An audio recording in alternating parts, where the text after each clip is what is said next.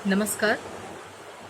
मैं पल्लवी विश्वास आज महाकवि काशीनाथ जी पांडे पर वर्तमान समय के बहुत बड़े और अत्यंत विश्वसनीय समीक्षक आलोचक डॉक्टर ब्रजेश पांडे का एक आलेख लेकर के प्रस्तुत हूँ।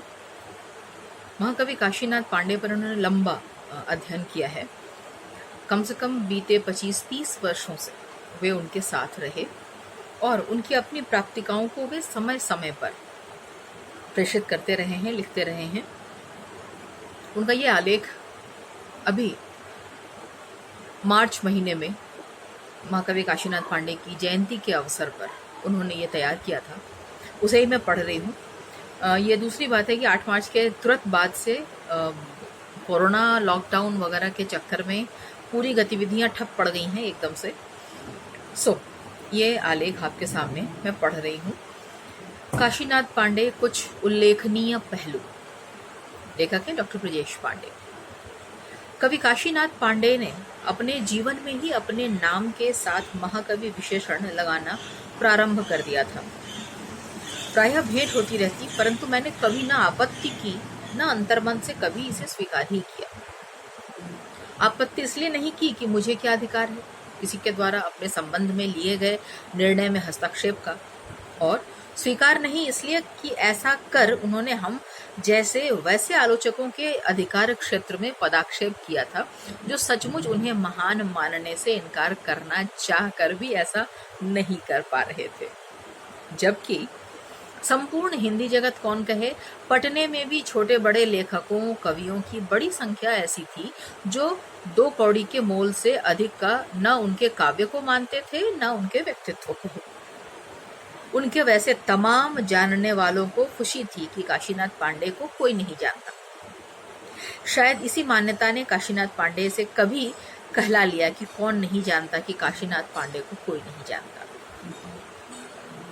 काशीनाथ पांडे को नहीं जानने वाले इस वर्ग के साथ वह वर्ग भी है जो उन्हें जानता ही नहीं, मानता भी था। परंतु उस वर्ग के ब्रजेश पांडे जैसा व्यक्ति परेशान रहता था कि काशीनाथ पांडे को वह क्यों नहीं जान पाता जिनकी कविताओं, उनकी भाषा, उनके दर्शन, उनके स्नेह, उनके बैर, उनकी महानताएं, उनके ओछेपन, उनकी सहजता, उनके दंभोपम, बनावटीपन आदि में से किसी का कोई एक छोर आज तक नहीं मिला। इस पैरा को मैं फिर से पढ़ती हूँ। ब्रजेश पांडे लिखते हैं कि काशीनाथ पांडे को नहीं जानने वाले इस वर्ग के साथ वह वर्ग भी है जो उन्हें जानता ही नहीं, मानता भी था। परंतु उस वर्ग के ब्रजेश पांडे जैसा व्यक्ति परेशान रहता था कि काशीनाथ पांडे को वह क्यों नहीं जान पाता उनकी कविताओं, उनकी भाषा, उनके दर्शन, उनके स्नेह, उनके बैर, उनकी महानताएं, उनके ओछेपन, उनकी सहजता, उनके दंभोपम, बनावटीपन आदिपन में से किसी का कोई एक छोर आज तक नहीं मिला। आज तक हर बार ब्रजेश पांडे ने यही पाया कि हिंदी कविता में काशीनाथ पांडे अकेले हैं जिन्होंने कविता की रचना में मात्र अभिव्यक्ति की उन मुक्तता के साथ ही संपूर्णता की शर्तों को महत्व दिया और उन शर्तों के अनुकूल भाषा तथा छंद को रूपाकार दिए। उन्होंने काव्य सृजन में जिस उच्चतम की स्थापना की है तथा उस स्तर पर टिके रहने की जिस दीर्घकालिकता का निर्वाह किया है, उसका दूसरा कोई उदाहरण नहीं मिलता। अभी उनका संपूर्ण काव्य प्रकाश में नहीं आया है, परंतु जितना आया है और उसमें से जितना आपने पढ़ा है, उसमें शायद ही कोई रचना या उसका अंश हो जिसमें आपको शब्द प्रयोग, वाक्य गठन, छंद प्रयोग या भाव विचाराभिव्यक्ति में विचलन अथवा बिखराव मिला हो। पद, वाक्य, छंद तथा वस्तु की यह अनुवृत्ति अभिव्यक्ति को पूर्णता देती है। काशीनाथ पांडे की कविताओं में वह पूर्णता या संपूर्णता आपको प्राप्त होती है।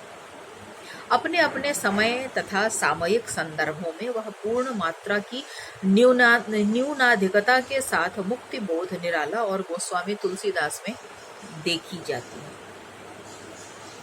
कथ्य के स्तर पर निश्चय ही स्पष्टवादिता या कह सकते हैं स्पष्ट बयानी के आधुनिक काल में प्रमुख मूल्य का दर्जा पाया है और इस मामले में कबीरदास गोस्वामी जी से बहुत आगे चल रहे हैं। काशीनाथ पांडे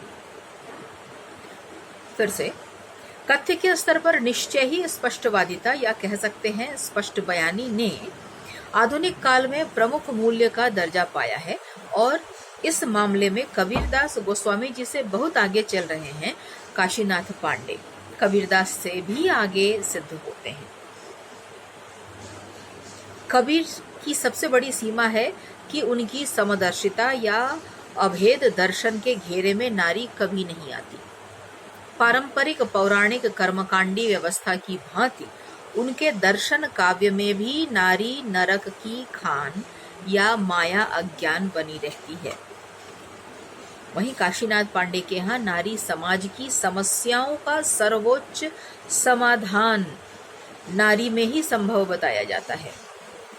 इस सर्वथा मौलिक एवं नूतन मूल्य की स्थापना करने में काशीनाथ पांडे अपना संपूर्ण सृजन संसार लगा देते हैं। काव्य के अलावा नाट्य साहित्य तथा नृत्य जगत को भी अनेक नए प्रयोगों से भर देते हैं। जो महापंडित लोग न काशीनाथ पांडे को जानते हैं न मानते हैं, उन्हें कोई समस्या नहीं। उनके लिए काशीनाथ पांडे ने लिखा ही क्या है और पांडे जी ने भी काशीनाथ पांडे ने भी स्वीकार कर ही लिया कि जन जन जानता है कि उन्हें कोई नहीं जानता। समस्या उनके साथ है जो पांडे जी को कुछ जान पाए और वे देखकर विस्मित हैं कि काशीनाथ पांडे की ऊंचाई, गहराई तथा फैलाव को मापने के लिए जो फीता चाहिए उसे वाल्मीकि, बुद्ध, कबीर और काशीनाथ पांडे के बीच का एक सूत्र बनना होगा। इसमें कृष्ण को जोड़कर आप उस नई परंपरा का परिचय पाने का प्रयास कर सकते हैं। ध्यान देने की कृपा की जाए। 1. क्रौंच वाल्मीकि और काशीनाथ पांडे दोनों के काव्य का आदि प्रेरक है। 2.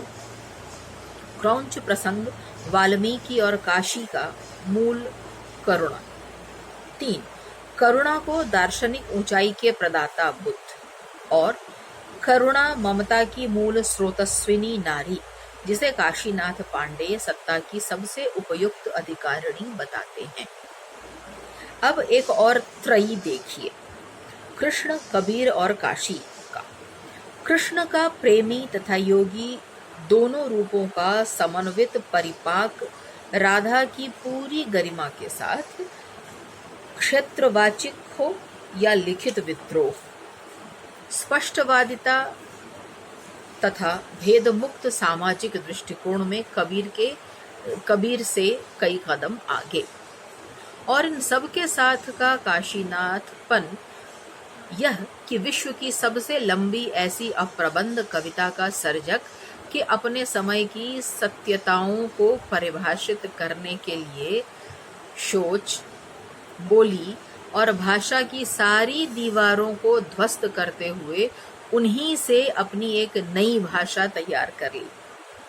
काशीनाथ पांडे की काव्य भाषा में व्याकरण की मान्यताओं का अतिक्रमण आप बार बार पाएंगे, परंतु चुनौती है कि कोई उनके काव्य में च्युत संस्कार दोष का एक भी उदाहरण दिखा दे। मैं बताना चाहता हूं कि काशीनाथ पांडे के समकालीनों में उनकी बराबरी का प्रामाणिक भाषाविद और बहुभाषाविद शायद कोई दूसरा एक भी नहीं था।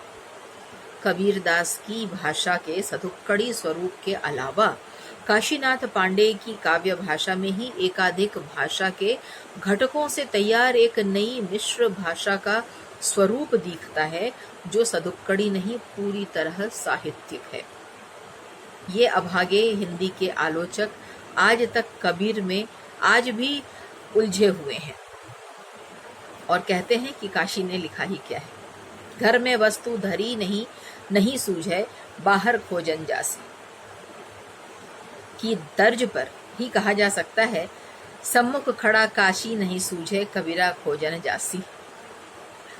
ये थे डॉक्टर ब्रजेश पांडे अपनी प्राप्तिकाओं के साथ, समय समय पर ऐसे आलेखों के साथ जो महाकवि काशीनाथ जी पांडे के अवतरण दिवस और लोकांतरण दिवस जैसे जो भी कार्यक्रम आयोजित होते हैं उसमें लगातार लोग आकर अपने श्रद्धा सुमन के साथ साथ ऐसी स्पष्ट बयानी भी कर जाते हैं जिनका लेखा जोखा उनके परिवार वालों के पास तो होता है, लेकिन आम जनता के पास थोड़ा कम हो पाता है। इसलिए इस चैनल के माध्यम से, इस YouTube चैनल के माध्यम से महाकवि काशीनाथ जी पांडे को जानने के जो भी इच्छुक हैं उनको ये सामग्री मिल पाए, इस ऐषणा के साथ ये वीडियो आप तक पहुंचे। धन्यवाद।